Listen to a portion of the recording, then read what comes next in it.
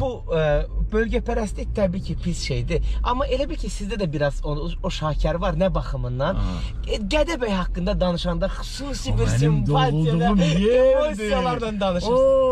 Oy. Baxın, Rəşid müəllim, bölgepərəstliyin elə ilkin şartları bu deyilmi? Mən sənə bir şey deyim. Ki Gədəbəyi misal üçün Masallıdan daha çox sevmək. Gədəbəyi Naxçıvandan daha çox sevmək.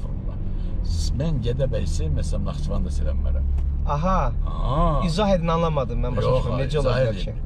Sevgin varsa xalq olmalıdır sevgin. Mən o vətəni sevməsəm, mən o vətəni qorumasaydım ermənilərdən, and olsun Allah birinci Gədəbəyi almaq idi. Məqsədləri Gəncədən bu yanan hamısı Qazaq, Toz, Şəmkir, strateji bölgə idi. Gədəbəy. Oradan durub Gəncəni vururdular. Biz yatmadıq gecə gündüz.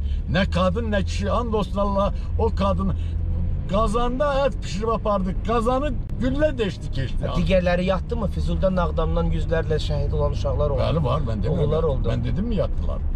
Qoçaq olmaq lazımdır, jivoy olub. Biz çox əziyyət çəkdik ya. Mən buradan 45 nəfər tələbə aparmışdım oraya. Yəni aid olduğun bölgəni sevmək hələ bölgəçilik demək deyil. Yox, əstəğfurullah. Bəs nədir bölgəçilik? Bölgəçilik bilirsən nədir?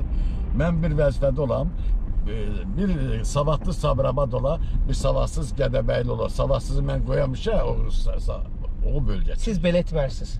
Qətiyyətli oba. Əgər mənim oğlumdan savadlı bir adamsa, mən oğlumu oraya qoymaram, and olsun Allah. Vətənə kim çox xeyir verərsə, xalqa kim çox xeyir verərsə onu. Rəşid müəllim, bir çox sizin açıqlamanızdan sonra bir neçə sənədli filmə baxdım. Geni dəyişdirilmiş qidalarla bağlı və bir fərziyyə də var idi. Onu istəyirəm sizlə müzakirə edim. Ki geni dəyişdirilmiş qidalar təhlükəsiz deyil əslində.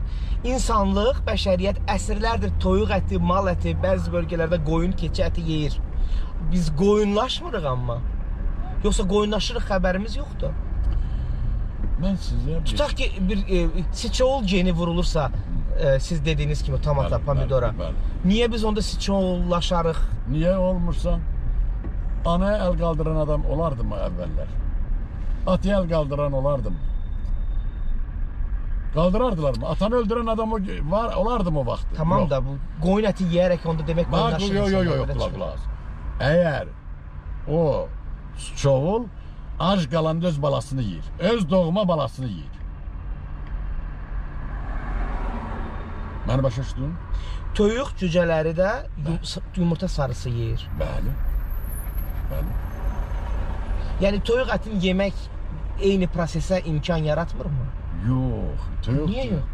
Nə var? Toyuq nə yiyir? Yox, deyirsiniz ki, misal üçün siçoğul geni vurulur. Bu sən yediyin pomidordur. Bunun tərkibi ayrıdır. Onun təbii tərkibi var yəni.